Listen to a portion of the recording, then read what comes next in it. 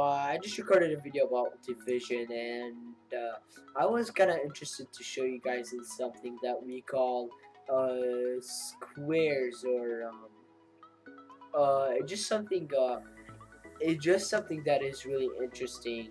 And as always, there's always the inverse or opposite or whatever we're gonna call it. It's not really an inverse because you don't change, you don't make it a negative. um, so let's see here. First of all, what we're gonna have is 3, okay? And and what 3 is equal to is to 3. And so what would be really interesting if we took 3 times 3, and this is equal to 3 squared, otherwise known as 3 times 3. Now this number can go bigger, but we're not going to talk about this for the next until the next video, or a couple more videos forward, I don't know. But right now what I'm going to talk about is just the 2 up here, basically.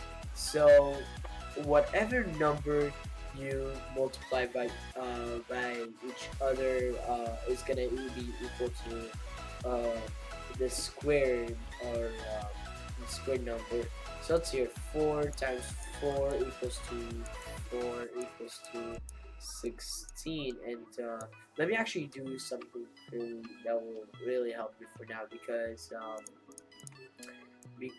if I just draw this text box right here and just change the font to something really big like 72 is enough, like 120, I'm sorry guys. And so let's say I have I was just testing the color over there. Let's say I have something like um what's not a really tough number. Okay, let's say I have 5 times 5, and in this case this is also equal to 5 with the square, 5 squared. This is the sign of squared, by the way, of like exponents. 5 times 5, okay? And these are some really interesting numbers, because what you can do is, if you guys watch that that division video, oh god, okay, that division video I was talking about earlier, you guys probably know that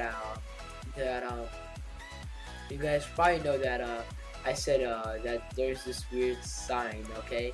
And if you're like looking at this, you're probably in I don't know, something like I guess somewhere between middle school and high school, even like very late elementary, I don't know. But if you do the square root, and this is called the square root of 25, what this is, this number, this magnificent, beautiful number is equal to 5.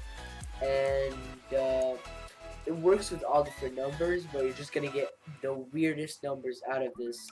So don't try anything that doesn't equal to a number that is 5 times 5, 6 times 6, 7 times 7, 8 times 8, 9 times 9, and you pretty much get the idea. So don't try anything that is not one of these numbers.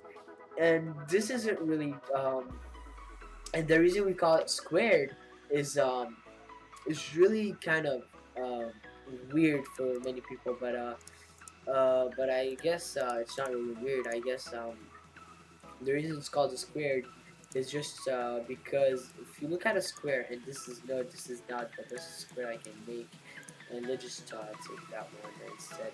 If you look at a square, all the sides are equal, and there's one easy way to look at all the sides, is just to look at two sides and know that it's a parallelogram.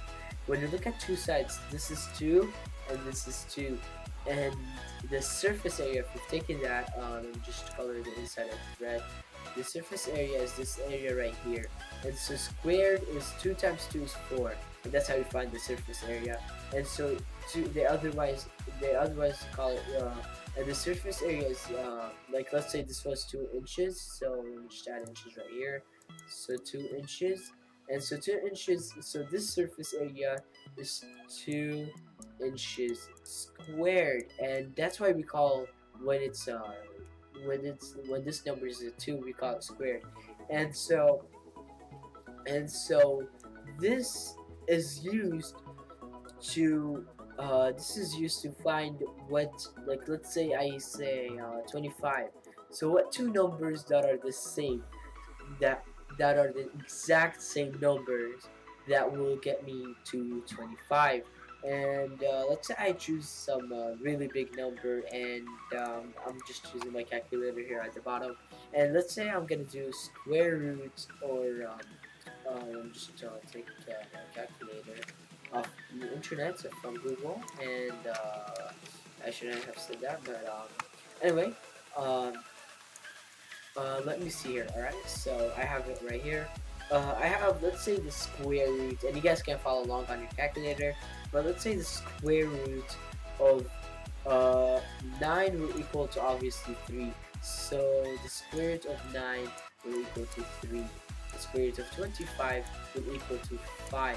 But let's talk about the more interesting numbers that don't equal to 3, to something that is the same whole number. And let's say something like, let's see here, 5 times 5 is 25. Let's say 26, okay? And this is gonna be a really close number to 25. And so let's say square root on this calculator. I should be able to do a square root, and on some calculators it looks something like this, and on some calculators it may appear like this. If you have one of the more advanced calculator, it will appear something like this with the parentheses or something like that. It doesn't matter. It will sometimes also have this. It doesn't matter. Just something like a check mark, really. And if I do the square root of 26, it will equal to 5.0. So 5. Okay, let me just use that box again. So it will equal to. And I can't. Oh, okay. I wasn't in the text box. So 5. Why did that move weirdly? Anyway, it will. Alright, so it will equal to 5.09901955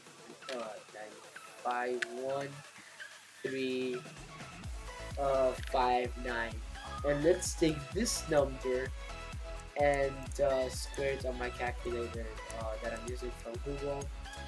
And what an advertisement. Let's do this and squared.